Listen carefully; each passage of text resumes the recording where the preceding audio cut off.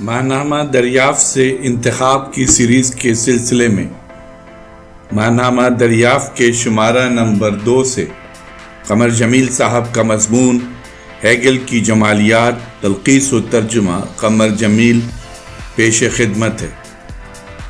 مصر کے عظیم الشان موم میں ابو الہول کو علامتیت کی علامت سمجھنا چاہیے۔ ابو الہول سفنکس میں ہمیں علامتیت کی علامت ملتی ہے۔ مصر میں لاتعداد ابو الہول ہیں، سینکڑوں ایک قطار میں لگے ہوئے، سخت چمکتے ہوئے، پتھروں کے بنے ہوئے۔ ان پر ہیروگلیفی رسم الخط میں عبارتیں ہیں، اور بعض تو اتنے بڑے ابو الہول ہیں کہ صرف ان کے شیر ببر کے پنجے انسانی قد کے برابر ہیں۔ یہ ابو الہول آرام کرتے ہوئے حیوانوں کی طرح لگتے ہیں، ایسے حیوان جن کا اوپری حصہ انسان کا ہوتا ہے، لیکن کبھی کبھار ان میں انسانوں کی بجائے مینڈے کا سر بھی لگا ہوتا ہے۔ لیکن زیادہ تر ابو الہول پر عورتوں کا سر لگا ہوتا ہے۔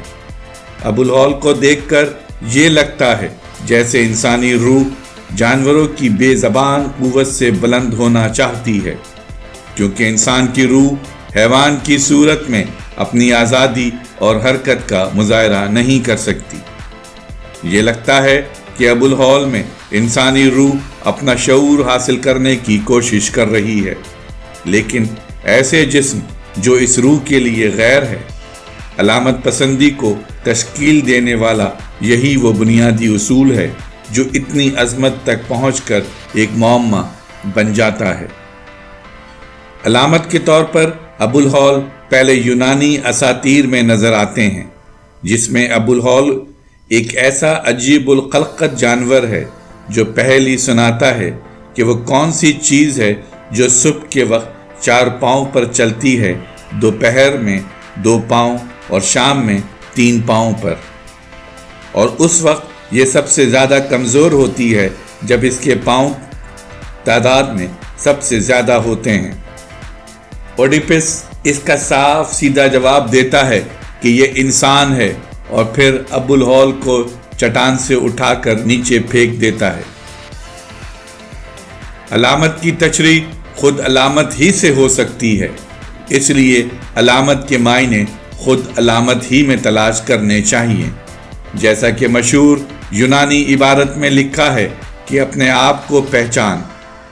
شعور کی روشنی ایک ایسی وضاحت کا نام ہے جس کو شعور اپنا موضوع بناتا ہے اور اسے اظہار کی مناسب شکل دیتا ہے، اور پھر اسی کے وجود میں شعور اپنے آپ کو منکشف کرتا ہے۔ قمر جمیل صاحب کا نوٹ سماعت فرمائیے۔ ابو الہول یعنی اسفنکس یونانی لفظ اسفنکس سے نکلا ہے، جس کے معنی ہیں زبردستی روکنے والا یا گلا گھونٹنے والا۔ یونانی اساطیر میں یہ ایک ایسا دیو ہے جس کا جسم شیر یا کتے کا ہوتا ہے، لیکن سر عورت کا ہوتا ہے۔ یہ دیو تھیبس کے قریب ہر گزرنے والے کو پہیلی سناتا تھا، اور جو اس کی پہیلی کو حل نہ کر سکتا، یہ دیو اسے قتل کر دیتا۔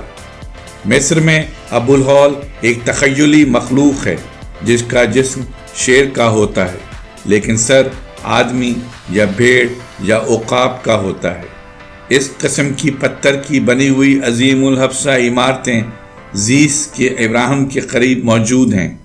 یہ عظیم الحبسہ عمارتیں جو ابو الہول کہلاتی ہیں 1483 سے 1504 قبل مسیح میں بنائی گئی تھیں۔ قمر جمیل۔